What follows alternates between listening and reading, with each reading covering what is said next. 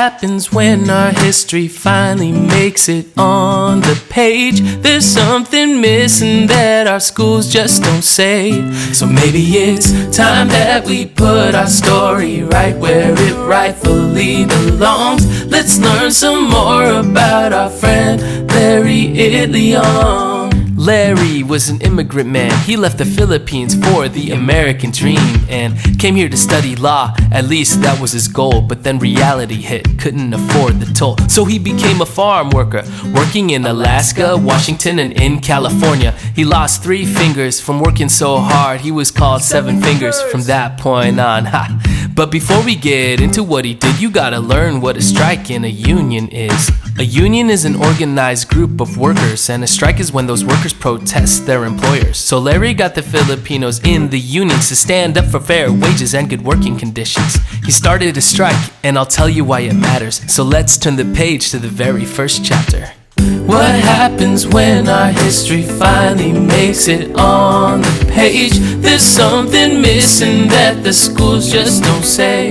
So here we are, telling the story of a man who knew right from wrong. Let's learn some more about our friend Larry Itliong. Modesto was nicknamed Larry by his dad and his mom. He was born in the Philippines in Pangasinan. Since he was little, wanted to go to America. A briefcase, nice suit, and beautiful fedora. He turned 15 and made his dreams come true. He didn't have his dad's permission, but he still went through.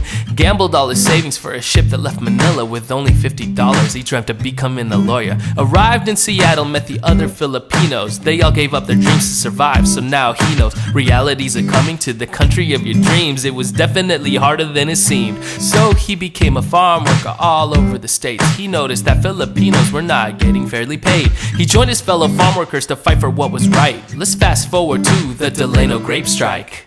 What happens when this grape strike finally makes it on the page? Larry is missing from the history stage. So maybe it's time that we put his story right where it rightfully belongs. Let's learn about the legacy of Larry Itliong. So when Larry was in Stockton, he learned about AWOC, a union Larry helped recruit for in the Central Valley. He met Dolores Huerta and Cesar Chavez, worked with Mexicans in Delano, also dealing with low wages. Larry's friend Ben said, "We have to go on strike." Larry agreed, but it didn't happen overnight. All of the Filipinos gathered in Filipino Hall. They needed all of their support, not from one, but from all. The legend's true. All Larry had to say was, "I want those in favor to stand up with your hand raised." The crowd is silent. Will they take a stand? After a moment, everybody raised a right hand. This is what they waited for. So with all their might, over 2,000 members were going on strike. Farmers left the fields and the growers were mad. They beat them up, shut the power off. Yo, it was bad. Larry knew they needed solidarity with the Mexicans and Cesar Chavez. Unity. If they worked together, they could win the strike. Cesar Chavez said yes, and for the first time, Mexicans and Filipinos went even further to join 2 unions, the United Farm Workers. They traveled up and down California, telling all the stores to stop carrying grapes from Delano. This lasted 5 years. It was hard, and in 1970, the growers finally gave in to the demands. Justice prevailed, and Larry led the way, and that's why we have Larry Itliong Day. What happens when our Larry finally makes it on the page? It's something missing that the schools just don't say. So maybe it's time that we tell his story through more than just this song. Let's celebrate our friend and Manong Larry Itliong.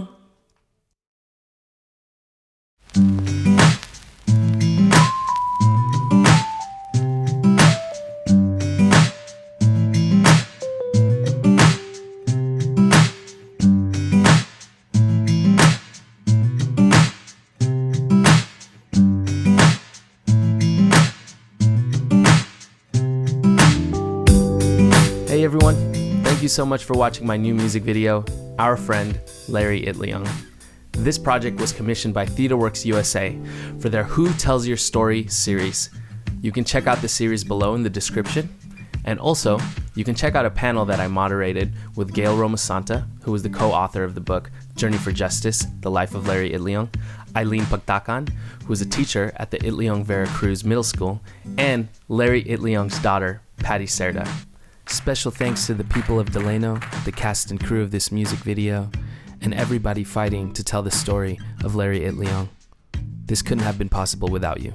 This one's especially dedicated to my fellow Filipino Americans out there. Filipino American history is American history. See y'all next time. Or bad eye. Let's fight fair for all of us, yes, you and I was the first with a Latin woman's thirst.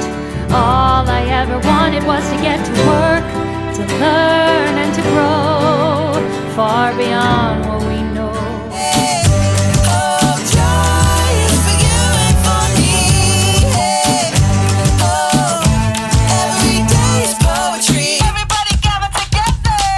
This man's name was Robert Smalls. He resisted all the laws, did it for his family's freedom, no matter right or wrong. He was born and was raised as a slave, though in his early days you'd be amazed how he was raised. Father was a plantation master, which gave him favoritism over the other slaves, able to escape the harsh conditions.